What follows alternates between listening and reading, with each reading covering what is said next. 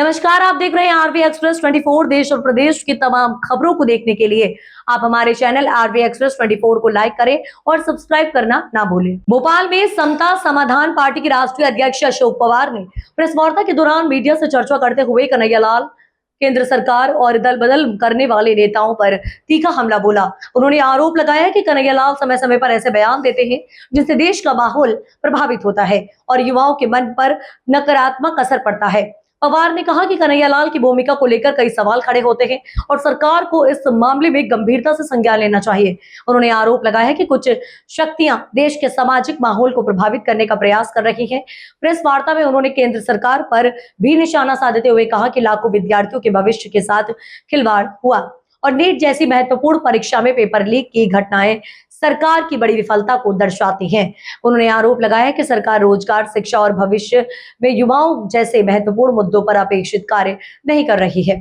अशोक पवार ने पर्यावरण संरक्षण का मुद्दा उठाते हुए कहा कि विकास के नाम पर बड़े पैमाने पर हरे भरे वृक्षों की कटाई की जा रही है, जबकि सरकार इस विषय पर मौन बनी हुई है। सिर्फ कन्हैयालाल आते हैं, बयान दे के चले जाते हैं, पृष्ठभूमि पे आप क्या सोचते हैं? क्या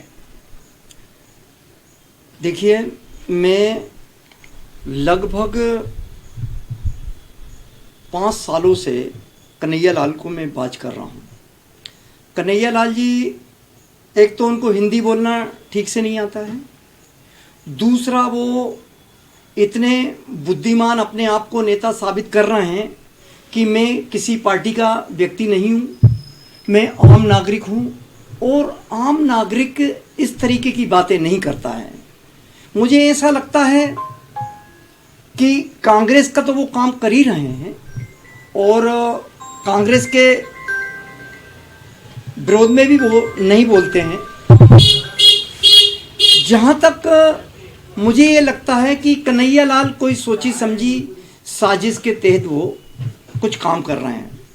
दूसरा मेरा ये है कि कन्हैयालाल जी की कई मैंने पत्रकार वार्ता देखी है, कई सभा में बोलते हुए देखा है कि वो कांग्रेसियों का पक्ष लेता है और सिर्फ कांग्रेसियों का, मुद्दे पे महापुरुषों की कोई बात नहीं करता है। अपने आप को जेएनयू का स्टूडेंट प्रेसिडेंट बताता है और काम आम नागरिक की ओर से करता है। तो मैं आप लोगों को बता देना चाहता हूं कि इस देश में कांग्रेस भाजपा एक प्राइवेट लिमिटेड ग्रुप है जिसकी 2 ब्रांच है, बंद कर दो, जिसकी 2 ब्रांच है। उन ब्रांचों का ये रवैया है कि अगर कांग्रेस कमजोर है तो भाजपा को वोट दे दो और भाजपा कमजोर है तो कांग्रेस को वोट दे दो। ये दोनों एक ही परिवार की पार्टी है।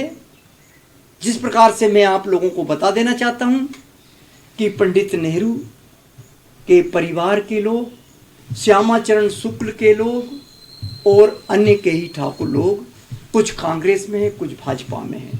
तो इन एक लोगों ने मिलकर शासन करने का जो प्राइवेट लिमिटेड ग्रुप बनाया है, उस ग्रुप के ये काम करने वाले लोग हैं। आज कन्हैयालाल क्या है, कौन से पद पे है, मुझे तो कहीं भी नहीं लगता। इन जैसे कई, आज गुजरात के हार्दिक पटेल आए, उन्होंने बहुत बड़ी सभा की, युवा थे, कहाँ आज दिख रहे हैं आप लोगों को? मैं पत्रकार लोगों से आज ये पूछना चाहता हूं आप लोगों से, कहाँ हार्दिक पटेल? उनने भी बात की थी, बहुत बड़ी सभा की थी, लोगों को विचलित कर दिया।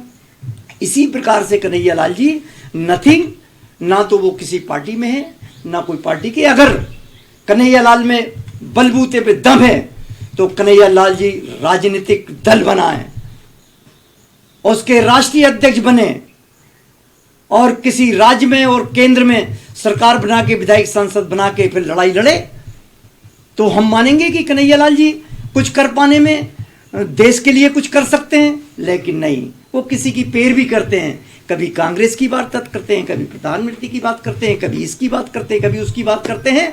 तो ये ऐसे गुमराह करने वाले जो तत्व हैं हमारे देश में, वो कहीं से कहीं से वो हमारे देश के युवाओं को, स्टूडेंटों को गुमराह करने का काम करते हैं। सिर्फ बड़ा सा वाला भी दल बदलू, क्या लगता है इसको नियम आना चाहिए?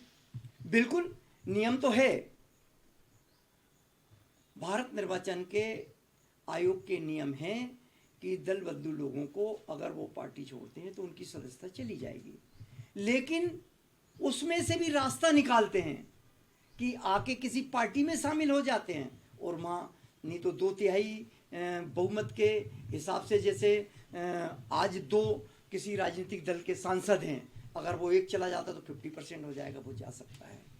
तो इस तरीके के उन्होंने बहुत रास्ते बनाए हैं। मैं ये समझता हूँ कि आज जो भी राजनीतिक दल हैं, चाहे टीएनसीपी हो, चाहे समाजवादी पार्टी हो या समता समाधान पार्टी हो, हमारी पार्टी, हम बड़ी